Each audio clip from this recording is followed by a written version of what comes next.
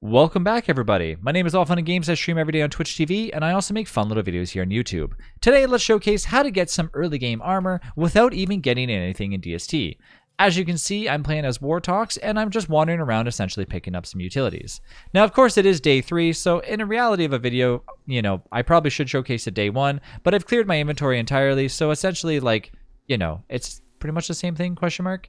But anyways, as you travel around and grab yourself some twigs and some grass, you've got to realize that there is a set of armor that you can make without even approaching a science machine. If you don't know what a science machine is or what I'm talking about, you can actually watch an entire guide on Full Year and Don't Starve Together where I showcase exactly what to get and how to get it step by step. But for the sake of a beginner guide showcasing exactly what type of armor to get, there's obviously a few choices out there, but I'm going to start with pretty much the basics. I want to kind of make sure that it's noticeable that these guides that I'm making for these short little clips are essentially to help a beginner character that might not know that these things exist. I completely understand that there is better armor, or there may be better armor out there in the wild, especially if you're playing a character like Wigfrid, that you can eventually obtain. But just keep in mind that I want to keep it simple so those people don't seem to get confused, and especially just to kind of bring a little bit of light onto some items that might not get used that often. So here we go. Essentially, going over to our armor tab, we now have the availability to make a grass suit. So let's go ahead and make one, shall we?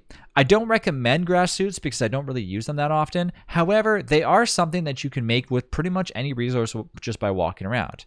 So if you do what I do in the first few days of Don't Starve Together, essentially what I decide to do is wander around, get myself a ton of little resources, and just basically explore the outside of the map. Exploring the map in Don't Starve Together is a good way of pretty much knowing exactly where you're about to go and just knowing the map. So yeah, that's a big reason why a lot of people decide that they actually want to go around and explore, but you want to make sure that you have some sort of protection while doing so. Now keep in mind, some characters, like I said, such as Wigfrid, do start out with some armor and everything built in, so you don't have to necessarily worry about that. But we won't talk about that. I'm just talking about the basic character. So here we go. What does the grass suit give you? Well, it gives you 60% protection, meaning if something were to attack me, let's just say it's doing 10 damage to me, well, now this is taking 60% of that, and yeah, it's just going to take the hit. It's not a lot, and it's also not a little. It's something, right? Here's the thing. As time goes on, you're going to want to make sure that you, of course, get yourself your trusty little log armor, or maybe you want to get yourself some sort of helmet here and there. And of course, there are ways to do that. Essentially, by obtaining some gold and chopping down some trees and going through that stage, you'd be able to actually obtain yourself a nice handy dandy little armor suit. Now, what does the armor give you on a log suit compared to a grass suit? Because this is essentially something that is just really easy to get as well. 80%. So there you go. The grass suit is not all that bad for the cost, and you can essentially just do it day 1. And that's what I wanted to focus on, day 1 armor. Now, like I said, there are some other options, but I want to keep it simple.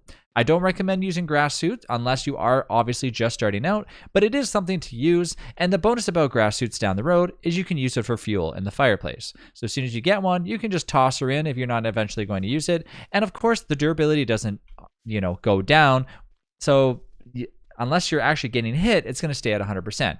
It's not a bad piece of armor. Of course, there are better things out there, but nonetheless, if you are traveling around and Don't Starve Together, it's a good piece of armor just to make sure that if you do get hit, you're not going to take the brunt of the damage right away.